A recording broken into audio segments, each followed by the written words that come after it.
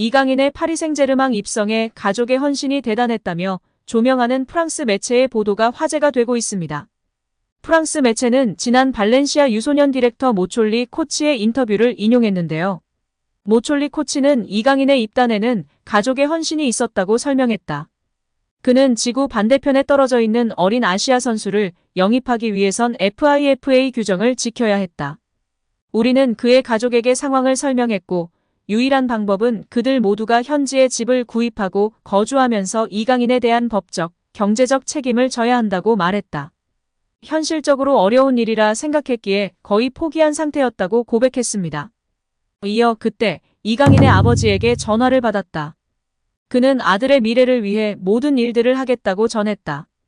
국가, 문화, 관습, 언어 등을 바꿔야 하기에 가족들에게 있어 쉽지 않은 일이었다. 당시 구단과 나는 모든 부분에서 이강인을 물심양면으로 도왔다. 그러나 가족의 힘이 더 모범적이었다며 이강인을 향한 가족의 헌신을 칭찬했습니다. 태권도 도장을 운영하며 자녀들을 뒷바라지했던 아버지와 두 딸과 강인이를 물심양면으로 양육했던 어머니의 사랑과 헌신, 결단으로 이강인이 지금 위치에 있는 것이 아닌가 싶은데요. 여기에 현지 매체의 이강인을 향한 평가도 뜨겁습니다. 이강인은 파리에서 메시보다 더 나은 유산을 가지고 있다. 이강인은 미래의 발롱도르다. 이강인은 마스터클래스이다. 괴물이다. 이강인은 공간에서 보인 기술력이 대단하다. 이강인의 볼터치는 정말 흥미롭고 대단하다 등으로 호평 일색이었습니다. 드리블 성공 횟수는 메시와 비니시우스가 1, 2등이나 드리블 성공률은 67%로 이강인이 유럽 7대 리그 다 통틀어서 1위입니다. 22세의 한국 선수가 이러한 수치를 가지고 있다는 것이 무척이나 고무적인 일인데요. 공격필더 혹은 측면 미드필더에서 이러한 수치를 기록했기 때문에 중원의 수적 우위에 도움을 줄 뿐 아니라 상대 수비진의 큰 혼란을 야기시키는 가장 큰 무기 중 하나인 셈이었습니다. 실제 마요르카의 공격 대부분이 이강인을 통해 일어났으며 센세이션을 일으킨 것입니다. 마요르카가 아닌 다른 팀이었으면 공격 포인트가 더욱 높았을 것이라는 게 많은 전문가들의 공통된 의견입니다.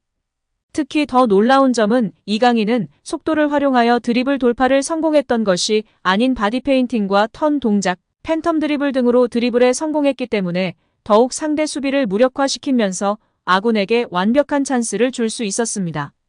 시간이 지나면서 스피드가 떨어지면 자연스럽게 기량이 하락하게 되는 유형이 아닌 정말 공을 잘 안 뺏기는 드리블 스타일이었다는 것입니다. 요즘 현대 축구에서 가장 중요시 여기는 것 중 하나인 탈압박, 볼간수 1위인 것입니다. 이러니 클린스만 감독도 상대가 이강인을 막을 수 있는 방법 파울밖에 없었다라고 이야기하였고 마요르카에서의 동료였던 무리키는 이강인과 함께 뛰었던 일이 영광스러운 일이었다고 말할 날이 반드시 올 것이라며 리스펙한 것입니다. 또한 프랑스의 현지 오만 유튜버는 마치 젊은 시절 메시의 드리블을 연상케 한다며 극찬하기도 했습니다. 파리 생제르맹에 입단한 이후 르 아브르와의 비공식 데뷔전 이후에는 현지 팬들이 직접 메시를 이야기하며 비교하였습니다.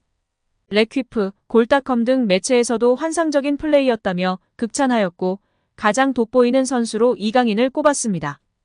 요즘에는 가장 쓸데없는 걱정이 연예인 걱정이 아니라 이강인 주전 걱정이다 라는 신조어가 생겼습니다.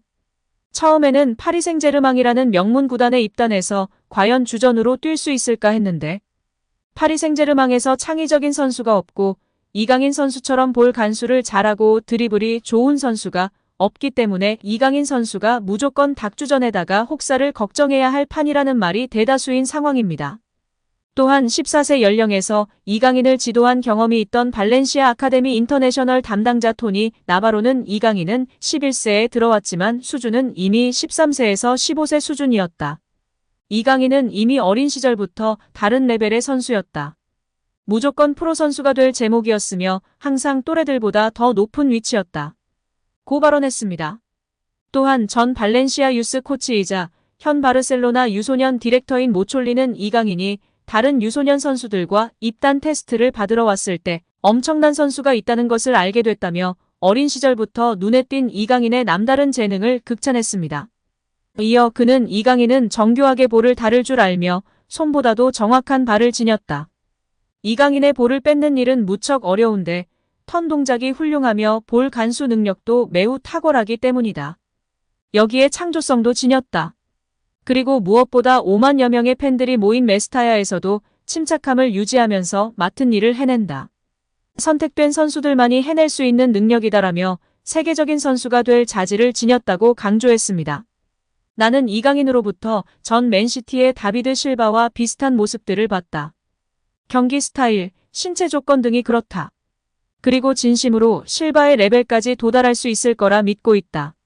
그러기 위해선 지금까지 해낸 일들을 꾸준히 유지하면서 훈련과 경기에서 모든 것들을 흡수하고 배워야 한다며 꾸준히 노력한다면 실바 같은 세계적인 선수가 될 것이라고 전망했습니다.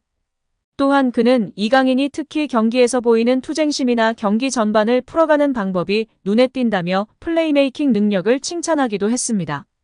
또한 이강인을 영입한 결정적 인물이 이 사람인 것이 알려지면서 더욱 화제가 되었는데요. 바로 캄포스 단장입니다. PSG 단장 캄포스는 유망주 스카우팅으로 굉장히 유명한데요. 그가 점 찍은 선수들은 모두 월클이 되기 때문에 그가 찍기만 하면 일단 몸값이 기하급수적으로 오르고 성공이 보장된다고 할 만큼 큰 신뢰를 얻고 있습니다. 2012년 그는 무리뉴의 부름을 받아 레알 마드리드의 스카우트 겸 전술 분석가가 되었습니다. 부임 당시 언론의 비판을 받았지만 그는 레알 마드리드에서 카르바알과 카세미로의 잠재성을 알아보고 팀에 추천했습니다. 무리뉴가 레알 마드리드를 떠난 이후 캄포스 역시 레알 마드리드를 떠났는데 그가 새로이 자리 잡게 된 팀은 당시에 구단주가 바뀌면서 재정이 넉넉해졌던 AS 모나코였습니다. AS 모나코의 기술 이사로 자리 잡게 된 캄포스는 라다멜 팔카오, 주앙 무티뉴 하메스 로드리게스 등의 선수들을 영입하는 것을 주도하며 그의 안목이 주목받기 시작하였으며 구단주가 소송으로 인해 재정적으로 다소 어려움을 겪게 되자 유망주 영입에 발을 내딛었습니다. 캄포스는 베르나르도 실바 파비뉴 토마 르마 앙토니 마샬 킬리안 은바페를 AS 모나코로 영입하며 팀의 미래를 위한 전력을 구축해내며 다시 한번 찬사를 받았습니다. 이후 AS 모나코를 떠난 그는 릴의 부름을 받아 그곳에서 단장직을 맡게 되었습니다. 릴에서 캄포스는 니콜라스 페페를 영입하였고 이후 페페가 떠난 뒤에는 빅터 오시멘을 영입하며 안목을 발휘했습니다. 열거한 선수들 였거나 월클급의 수준급 선수들이 되었습니다. 여기에 이강인 선수가 은바페에 대해 발언한 내용이 팬들에게 화제가 되고 있는데요. 파리 생제르맹에 입단한 이후 처음에는 네이마르 선수와 절정의 케미를 보인 후 네이마르가 떠나고는 완전 은바페 선수와 특급 케미를 보이고 있습니다. 이전의 경기와 훈련에서 이미 많이 팬들에게 관심을 받았었습니다. 먼저 이전 경기에서와 훈련 때 어땠는지 살펴볼까요? 여기에 최근 이강인 선수가 화보 촬영을 하면서 인터뷰한 내용이 화제가 되고 있는 건데요. 오늘 디올의 옷을 입고 촬영했어요. 마침 디올은 PSG와 돈독한 우정을 자랑하고 있고 파리를 대표하는 브랜드죠. 팀원들의 반응은 어땠어요? 팀원들은 제가 뭘 입고 어떤 화보에 나오는지 대단히 관심이 많아요. 다들 제 슛돌이 시절과 대표팀 사진을 찾아와서 놀리는데 이번 화보를 보면 분명 놀리고 웃고 떠들 생각부터 할 거예요. 특히 은바페 같은 프랑스 선수들이요. 은바페는 그냥 저를 놀리기 위해 태어난 것 같아요. 아마 제일 크게 웃고 떠들지 않을까요? 라는 인터뷰의 내용이 축구 커뮤니티에서 공유되며 화제가 되고 있습니다. 오늘 영상은 여기까지입니다. 끝까지 시청해주셔서 감사합니다. 늘 건강하시고 더 좋은 영상으로 찾아뵙겠습니다. 구독과 좋아요도 잊지 마시고 부탁드립니다. 감사합니다.